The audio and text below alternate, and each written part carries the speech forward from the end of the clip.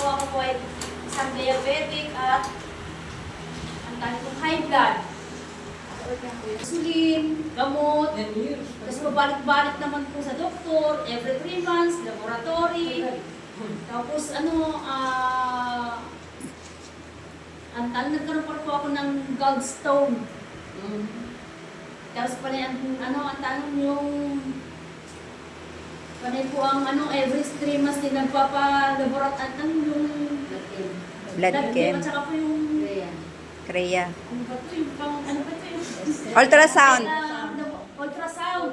Palagi po ako ultrasound. Every 3 months din po, nagpapa-ultrasound din po ako. Sabi ng doktor, 3 months. Tapos kung napapagod na ako pa 3 months.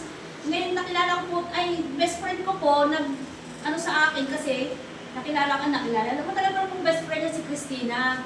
Ngayon po sabi niya sa akin, ay nakilala kita May na may sinalihan akong gano'n, may akong maganda, sabi niya. Kasi naaano na ako sa'yo, palagi kang nagpapa-check up, palagi kang nasa doktor, laging sabi ko, sige nga, sama nga ako sa'yo, sabi mo gano'n.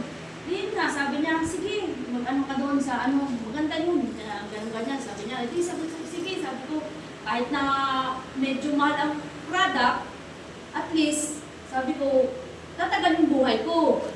Kasi pagka synthetic, parang masakit na din siguro ako kain ng gamot.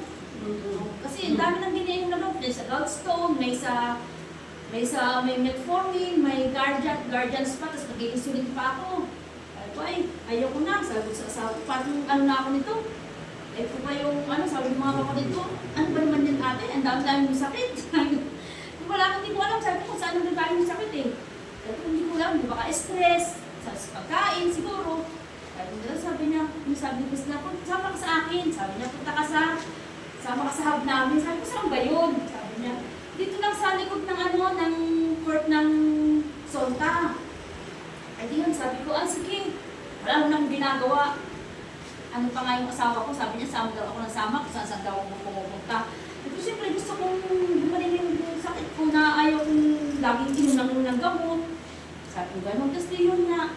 Di naggamit ako ng RGGL at saka spirulina, at saka nagkakape rin ako. Masarap ng kape. Dito ilang months pa lang ako. Parang 2 months pa lang. Tapos sabi ng doktor, sabi nakita ko sa doktor kasi sabi ko, magpapa-ano na ako kasi 3 months na, magpapa-laboratory na ulit ako. Tapos sabi niya, sige, binigyan na ako ng bigyan na ako ng referral. Sabi niya, sige po dok. Tapos nagpa-laboratory po ako, 2 months pa lang ng sabi ng doktor, nakita po niya po ito, sabi sa akin.